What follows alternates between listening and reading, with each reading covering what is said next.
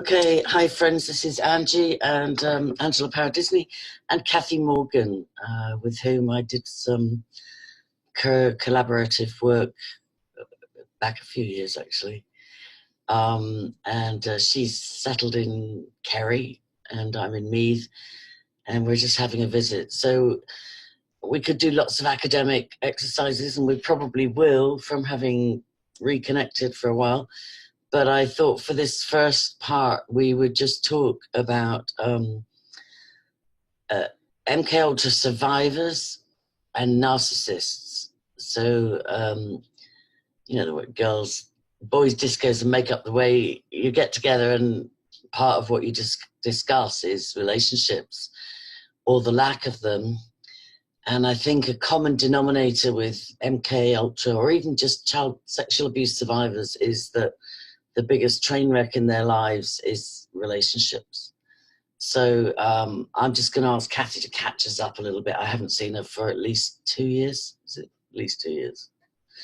So I'm just going to ask her to catch us up on where her life is at. Just come as close as you can for them, because the microphone's in there. Okay, hi. You'll need to talk fairly loud. Are we streaming? Yeah, we're not streaming, we're just recording. Where my life set is kind of... You'll need to talk loud. Are we on the subject of... Anything. Just catch up what's been going on for the last couple of years. For the last couple of years, I have settled in Ireland I was living in North Manchester.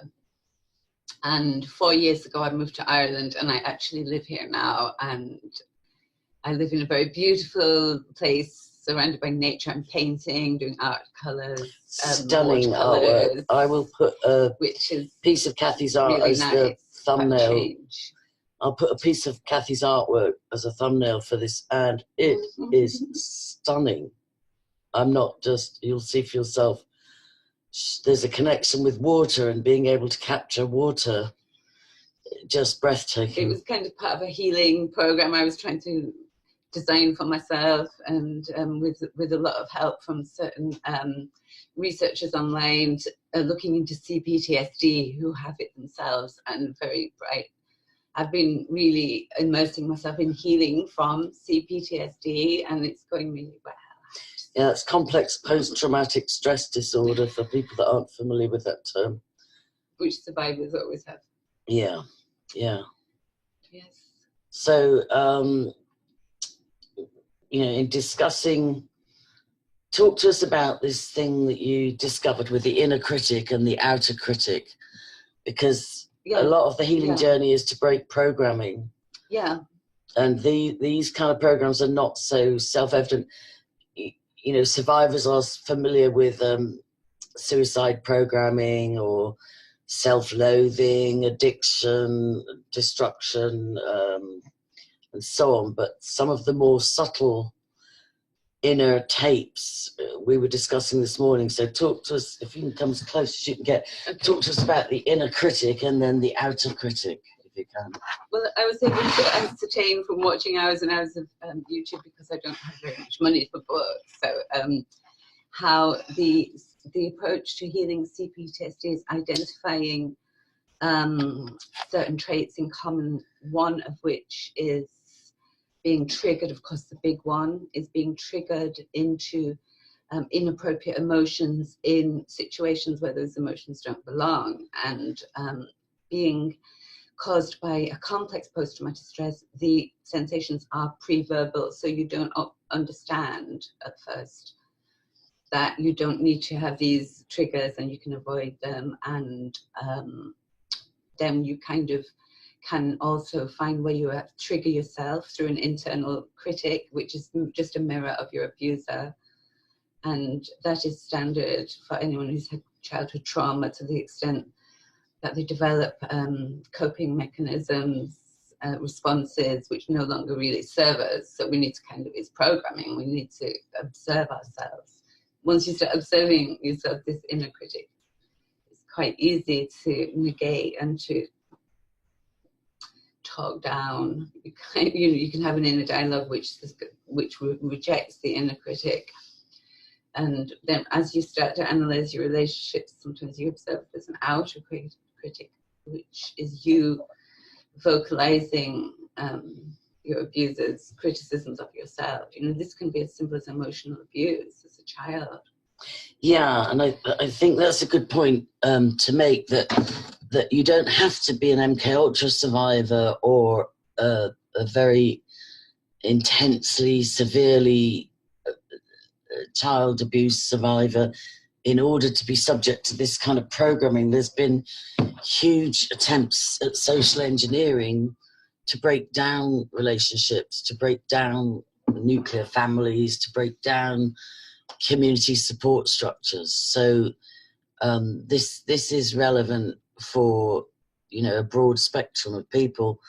And the thing about the inner critic, I think most people will recognize. So even if you catch yourself in your own talk, your own self-talk, it's like, oh, I'm so stupid, look what I've just done, or, you know, trust me to do so and so, or I'm useless at blah blah, or whatever. So you can just like do an exercise with yourself where for a week you don't speak negatively about or towards yourself, but more subtle. When we talked this morning about the inner critic and the outer critic, is if we don't want to take responsibility for still running old programs, we can externalize and manifest an outer critic that looks like it's not us.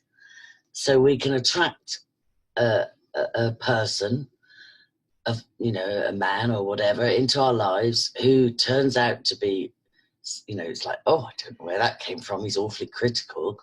But it's a manifesting by proxy. Instead of, you know, you may have dealt with criticizing yourself internally, but you haven't yet realized that you're still attracting critics into your life and into your inner circle. You're not putting up boundaries, you're not expelling the narcissists, and so on. So there's a fatal attraction between empathic survivors and narcissistic abusers until we break that little dynamic, and until we say to ourselves, well, I attracted that person into my circle and I embraced and put my boundaries down for.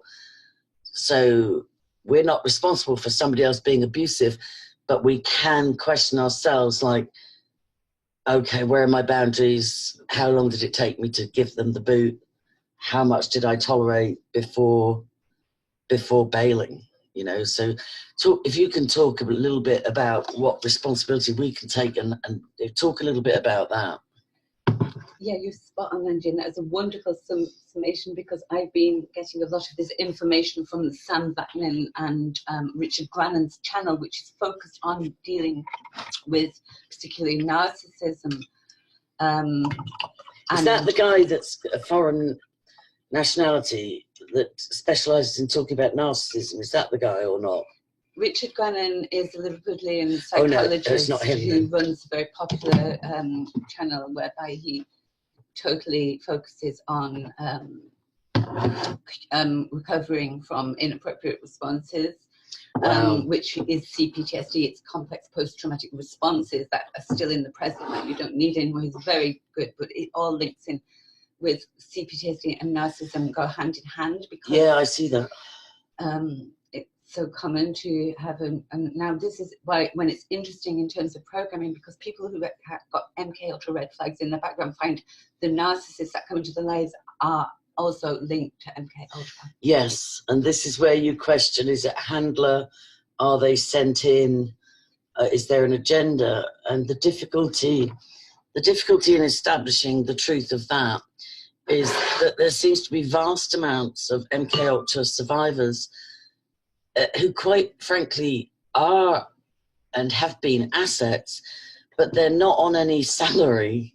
It's like Holly Baglio says, you know, I want my salary, you know, and my health benefits and my pension.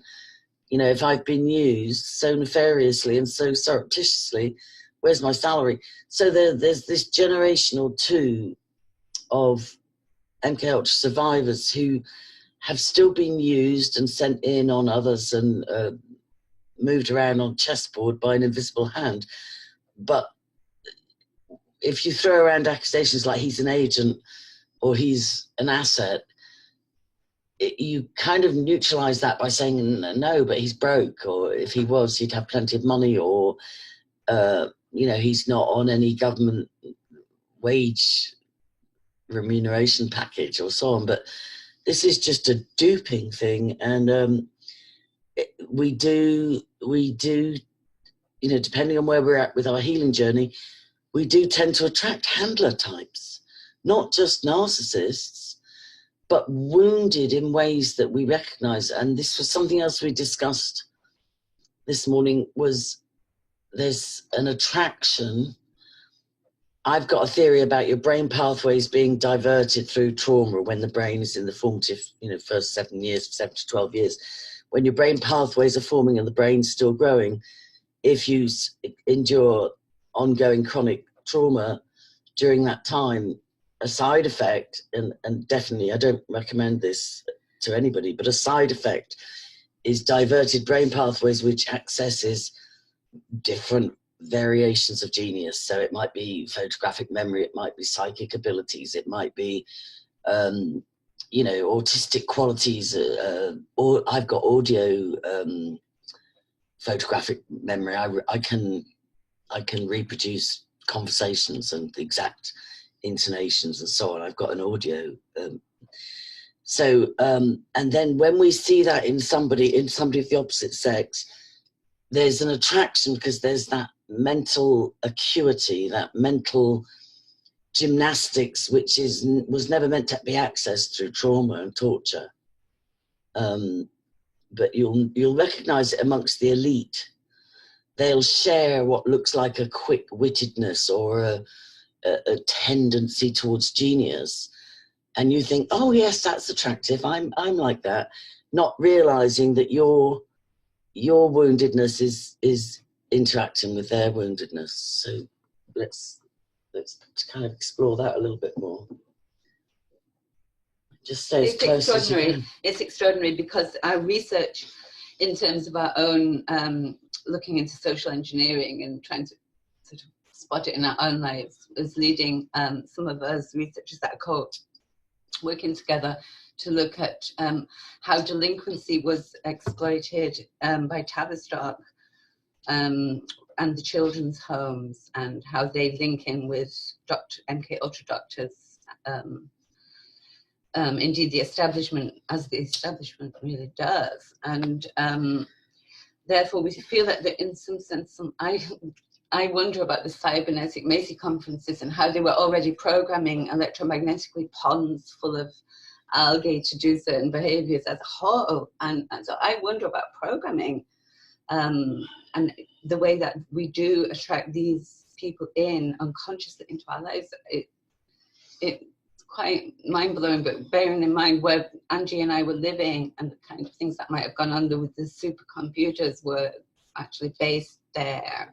So it's quite high-level units around us. So God, goodness knows, you know.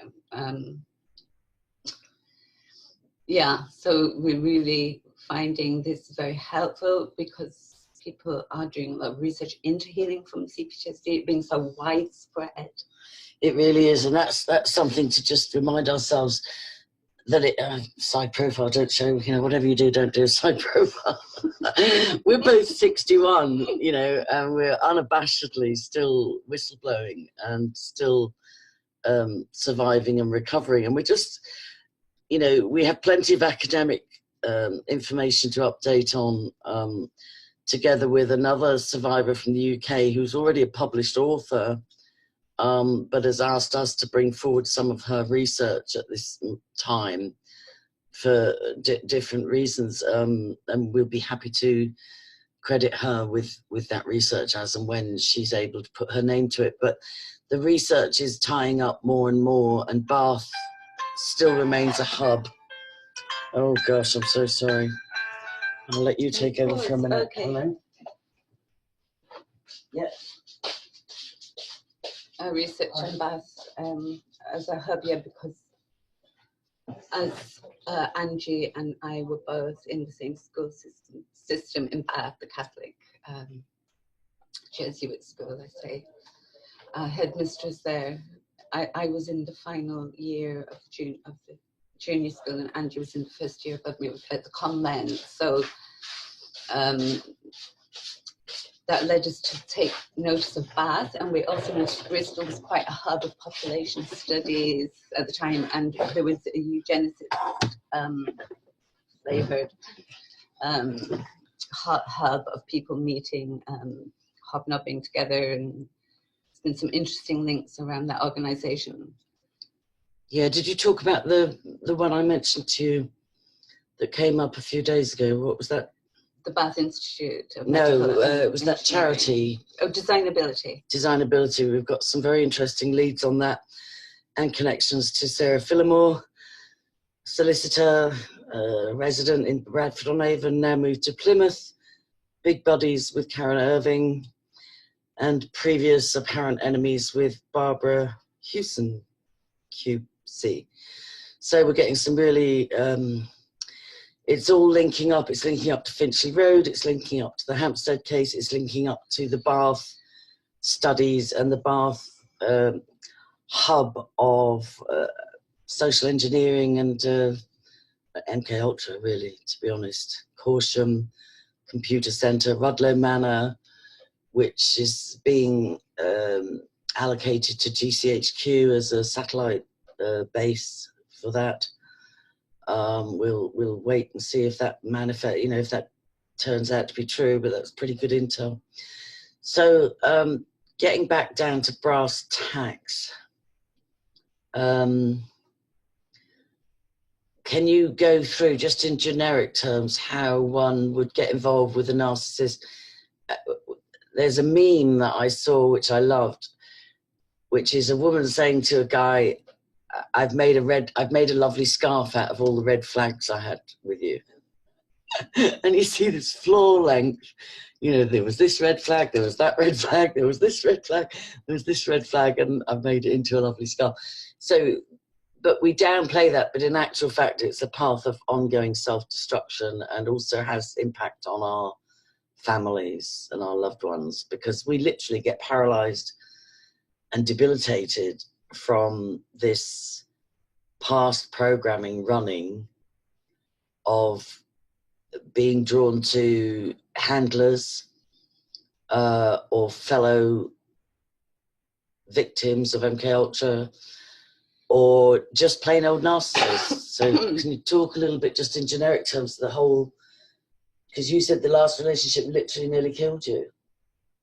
Literally nearly killed me. Yeah, I went down to, I lost stones in weight, and I just came back stronger. I just found but stay in the presence of, before we go about the recovery, because you've clearly recovered and you've come back. Okay, so this an artist, person, but describe, if you can, you don't have to go details. The link to MKUltra for start was phenomenal, because he was very close with someone listed on the S&M page as one of the founders, and he was like a sidekick and worked with What's S&M? S&M Institute. Esalen, oh, the Esalen Institute in California. It just so happens in Ireland I bump into his close, and acknowledged in one of his books by name, etc. But you know, I just think it's just amazing that I was studying MKUltra, and then I happened to attract someone. I don't even know that until after I finished with him, actually. Which makes you wonder again: is it a sent-in person, or are we acting on a default program where we find each other? I'm sure it's more of a default thing, feels more of a default thing most of the time. You know, I think you get a different sensation if someone is live, kind of sent into you. I feel you would be more obvious. And how would you describe the dynamic? And I've done this to myself many times too. How would you describe the dynamic of, you almost know immediately that this is a narcissist, or this is a survivor or wounded one, but you override it? Can you explore that dynamic a little bit, where you don't listen to yourself? Oh my God! when I come, let you know when I find out. Yeah. Well, I talked about one way I managed to defuse that. It was a cycle for me of keep having disastrous relationships and then realizing with hindsight, it's like that guy was so cut out, predictably, you know, a handler, and not realizing, or not being willing to realize that till afterwards. And one clue I found, which is not for everybody, but for me, I decided not to get intimate, even if I had all the symptoms of being in love, not to have sexual intercourse, for me was a powerful self-protection tool. And it's not that I am, you know, committed to celibacy for the rest of my life, but I just have a very simple boundaries. Like, if I am at this stage of my life, if I'm going to commit again, body and soul, which is certainly for the female, you give your soul in the intimate act of sexual relationships, then it's going to be, you know, in a committed way. So I talked about a German Deutsche Bank employee being sent in on me, and you know, all the red flags were there, but I fell in love nonetheless, quote unquote. But I held back from the intimate side of things, and therefore within about 2 months I was able to flush out his real agenda and his real limitations, and you know, other than being a bit upset for a couple of weeks, I was able to recover much faster than if I had gone along with the illusion that, oh, this is it and he's the one, and let's move in together and introduce him to the children and everything's going to be wonderful. And so it's not a very nice, you know, we've been socially engineered into, if it feels good, do it, and, you know, intimacy is a healthy part of life and so on. But for me, that was something that stopped the cycle of keep getting into abusive relationships. Funnily, independently, I also decided to have a period of celibacy where I could specify that, and the amount of programming, other people's programming, I didn't get caught up in anymore. It was so relaxing, you know, because you're trying to second guess. Sometimes you don't know what people's agendas are. They abuse any that kind of programming in you. Somehow it's weird. But once I said celibacy, all my relationships were clear cut. I wasn't concerned anymore, you know, about people's trying to decipher people's true intentions. It didn't matter then. I could just be me, you know. Yeah. And talk about the thing as well, because I've done this, and I'm sure so many people listening have, where you lose your real self in a relationship. Here's a red flag with hindsight. So Cathi was describing this. How long would you say that relationship lasted? 6 months. 6 months, but very intense and very destructive, and huge recovery that Cathi had. We kind of merged immediately.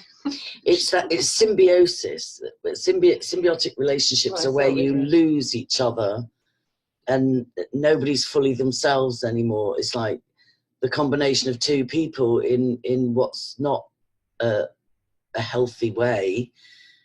Talk about how you lost all your sense of who you were and your talents and your academic pursuits, and you were just this cooking. Oh no, I don't want to really go into any more details about that particular relationship, because it is still in my soul. Can you talk? Okay, I understand that. Personally, I understand that. You know, but the fact is, it absolutely fit the pattern that we've just referred to. Can you talk generically about when? Because so many people, myself included, lose a sense of who you are because we're programmed to so merge with the other person, and a lot of us have people-pleasing programming. So we'll cook and in my marriage, I tried to be the perfect wife, the perfect mother, the perfect church person, the perfect everything, and totally lost who I am. So what's the difference between being in a relationship and losing who you are, and then coming out of the torment and recovering from nearly dying and so on, and then you discover this ability to paint, which is off the charts, which is left brain coming to life? Can you talk about that? I can't even explain what happened. I was so committed to something within myself that I couldn't contact through my outward experiences, or my left brain is like the one, like the analytical brain. So as soon as I allowed myself to pain, it was like a lot of healing took place, because I was doing something else. Phenomenal. So it wasn't trying to rationalize your pain or your recovery. It was, you just discovered a self-discovery, a self-expression tool. Somehow I just got so triggered and programmed, in the relationship. It was so intense that I kind of lost control of what was happening, if you like. And the trauma of, you see, one thing about the people pleasing and the fawning is it's just one of the 4 trauma responses, which is fight, flight, fawn, or freeze. Wow. And people pleasing is one of the wow. symptoms of CPTSD, as they all are. Now, the ones that us CPTSD codependents find hard to really admit is that we also have fight in there, and that can be triggered without us wanting. The fawn or freeze, I've never heard that, and that is so explanatory, because these guys have been doing a lot of fresh research into this area, and it's phenomenally helpful, and they're putting it out for that reason too. And so there's two. Vankin himself is a narcissist, and who publicized the whole. The first person to come out and publicize. There was a documentary about him, but he's teamed up with Richard Grannon, who's who put a lot of coaching and analysis out. He's very bright, and he explains it in a very accessible way for normal people, kind of thing. You know, he's very funny with it, and yeah, he's worth Spartan Life Coach. Definitely recommend. Yeah, I followed him for a while, and then I got offended with something he said. I can't remember what it was, but it offended me, so I pulled back. There's many resources out there. He's just one example of all the different. Not everyone. Narcissism is one of the maladies of our century, you know, and there are very successful YouTube channels out there. There's another guy. He's foreign. I can't remember his name, but he is a fully self-admitted narcissist, and you know, he does some great work. He's published books, but in some ways it's regarded at some level as incurable, which is a bit sad, a bit, you know, a bit of a lifetime injury from childhood trauma. Well, Sam Vaknin is a therapist who has devised some cold therapy for actually, it's not incurable, he says, and it's actually another symptom of CPTSD. The actual narcissist is also in that cycle of CPTSD. It's quite extraordinary. The new work that has been, you know, the new insights into this is very interesting now. Yeah, because I've had relationships where the man has been hugely attracted to my independence and my fearlessness. So, for instance, when I walked away from my marriage in 2001, I was this incredibly capable. You know, I rolled up with a Jeep and a horse box. I had, you know, I always say I had 3 horses. No, I had 4 horses, 3 children, and a dog. And, you know, and so I was just this incredibly capable, you know, and I was so thrilled to be free from a marriage which was engineered. And I'd done everything I could to submit to and you know, embrace and rationalize and so on. So when I actually disentangled myself after a decade or more than a decade, I had 3 children, 4 horses and a dog, you know, and I had to start again. But I met somebody who was hugely attracted to my independence and strength to, you know, turn that adversity into something beneficial. But once I got involved with him, I became this helpless, fawning, such a good word, helpless, fawning, people-pleasing, overly submissive, and just needy person, unrecognizable. And I remember him saying to me accusingly, like, where's that strong, independent woman that I fell in love with? And I'm like, I don't know, I've mislaid her. I've lost her. And it's literally, a healthy relationship should make you more of who you are. So in an ideal world, in a healthy relationship, Cathi wouldn't have needed to almost go under in order to discover yet another talent, which is this phenomenal art. You know, and we were saying, is there not an easier way to access latent gifts other than getting a broken heart? You know, so... which, you know, even they were mad about when they found out that Pavlov found out that the drugs, all the programming of the drugs broke down when they were traumatized, when they had a trauma. So trauma has the effect, as they well know, of breaking down previous programming. So it can, wow. Yeah, it's interesting. Something else I discovered about that, and I've discussed it with Dan Duval, I engaged with his Bride Movement, Bride Ministries. You know, they sponsored DID counselling for me and still do periodically. And we discussed, or I discovered along that journey, was that I kept manufacturing drama in my life because the early life trauma, that was the only way my body knew to release serotonin and dopamine and so on. I'd got trapped in a cycle of, I have to have a drama because then I'll get these chemicals going off and I'll know I'm alive and I'm still, you know, yeah. And so once I realized that I was just remanufacturing drama because it was my supply and I didn't know another way to access feeling alive. And so as soon as I identified that I was, and this is the same thing I'm saying again about if we've identified our inner self-critic, but we haven't quite yet got a handle on the external self-critic, and we don't want to take responsibility for that, so we keep manifesting people that are hugely critical towards us. But once you cop on, you don't have to reproduce that.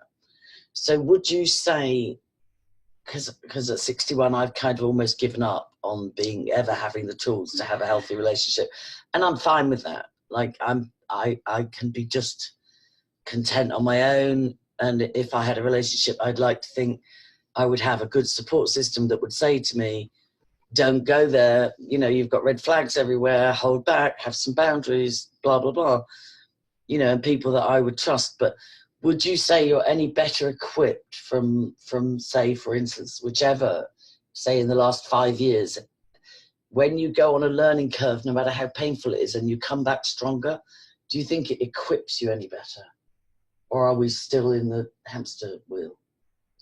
Well, I think what equips you is actually if you've got some stability in your life and you're in a community, yeah, because then you can take time and wait and see. But if you're constantly moving from place to place and you don't have, then those roots are gone. So you're having to take chances and without the... I think it's very clear that homelessness, chronic poverty, external targeting, any kind of profound instability is not your friend. It's not a friend to healing. It's not. And I've noticed that when people in crisis, for instance, are housed, if you observe them for 2 or 3 years, they can find such stability that they can actually go back to education or go through counselling or somehow break some of those cycles. But I think Cathy's hit on something there by saying if you're homeless or transient or unstable, you know, the chances of getting your healing underway is not great. Somebody could almost predict what kind of person could attract you if in those circumstances. Yeah, without if they seen, and that goes back traumatic background. If they seen, you mean you'd attract somebody equally traumatized? Yeah, they can. I've been documenting social engineering, which is happened on a wider and wider scale that from what I can see, you know, from eugenic studies. And I've come to believe that some people do have people sent into their lives, either intelligence or in other ways, in other kind of studies. So we've often joked about having people sent in when a relationship goes crazy. It's no joke at all. It's you know, it's, you almost laugh. I couldn't cry. You almost need like a radar to see, is this another handler? Do you know what I mean? It's like, we're getting wise. You know, and I've got a tick list, like any connections to CIA, any connections to GCHQ, Exactly. any connections to the military, any bloodline, any childhood trauma, any blackouts, any highly developed abilities which seem mysterious. We find each other. Yeah, you know, and it's questionable whether two MKUltra or child trauma affected adults can find a way to healthiness together. I don't know. I don't know the answer to that. But I realise now I need to find the healthiness in myself. It's almost like having a relationship now where I've come to that way, you know, uncovering new aspects. And that's what was brilliant when you said the inner critic and the outer critic. And we listened to Harold Kautz-Vella this morning, and he was talking about, you know, that we need to find the trauma in ourselves, and we need to find the darkness in ourselves and heal it, and so on and so forth. And my point is, that's true, but if we never get a social conscience along with that, we can just become narcissists. Narcissists attached to, instead of being overtly narcissistic, say, for instance, of being consumer, you know, money driven or possessions driven, you can still be a narcissist driven to self-healing. If you don't balance it, of course you have to heal yourself, and then the overflow of your own healing will show up around you. But if it's all about, I can't help anybody else because I'm healing myself, that's my contribution. That's the new age. Yeah, that absolutely. Impact programming is precisely hijacking that ability to get everyone to focus exclusively on themselves, and then it becomes just, and then you can just parallel play with another narcissist that's devoted to the same pursuit of self-knowledge. I suppose that was embodied in the 60s, wasn't it, with everybody going off to India to see a guru, you know, and meanwhile being lousy husbands and lousy parents or whatever. So there's a middle pathway. There's a middle pathway with that. So let's just see if we've covered. We talked about, some of them are sent in, definitely, if you're MKUltra, and you are sent in upon, there's no doubt about it. I think if both of us took notes on what we thought were previous boyfriends, you know, there'd be a checklist that would go check, check, check, check, check. You know, whether they are conscious themselves of being, some of them are and some of them aren't, you know.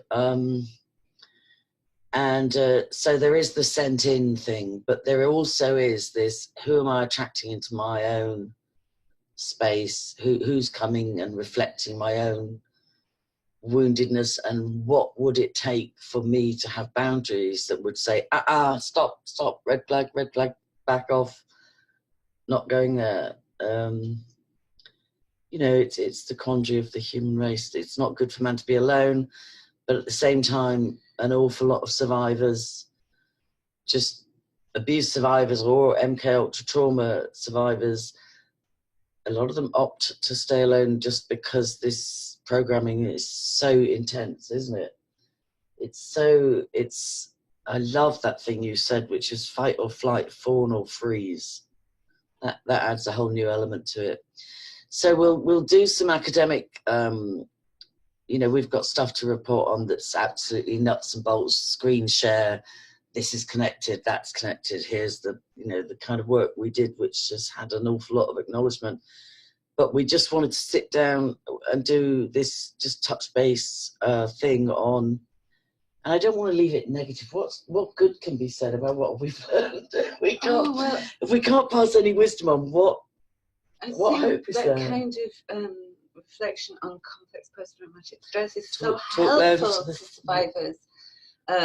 For it was for me and anyone else I'm talking to. There's people coming to see me who've been involved in satanic ritual abuse, and they're reading the same book, the CPTSD book, about getting in touch, not repressing your feelings, allowing those feelings to come out, grieving those past traumas that enable that programming to latch in and anchor in.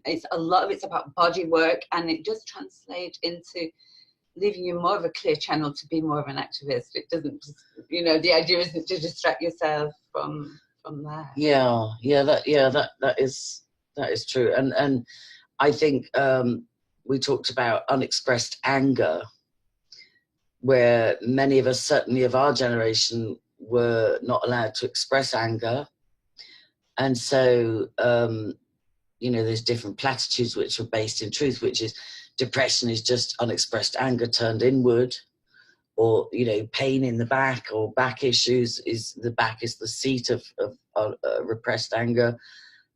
Try not to get new agey here, because everybody knows I'm Christian and I believe in supernatural healing, but there is much to learn in learning the ABCs of what's going on. So, and also under the anger often is fear. Fear, genuine fear for your life as a child when you're abandoned for hours and nobody's responding to your cries, etc. Absolutely. But sometimes it just takes that final trauma as an adult to really, and there are safe ways to express anger. One of my favorites, I haven't done it for a few years, but one of my favorites is to get some old junky plates from a charity shop or somewhere, and then find a safe space to smash them against the wall. I love it. It's like and then I go and sweep it up impeccably and make sure there's not a shard left, but there's something. There are safe ways, you know, to express anger and sadness and the kind of feelings that are not so socially acceptable. It's crucial. One part of healing is to understand that you don't have to respond on those feelings in the moment, and that you can take them home and find out what's going on, so it helps. Yeah, because I get a delayed anger. I very rarely allow myself to be angry in the moment, but I'll go home and think, what was that? And then I'll process it, and then I'll get in my own safe space of my own home.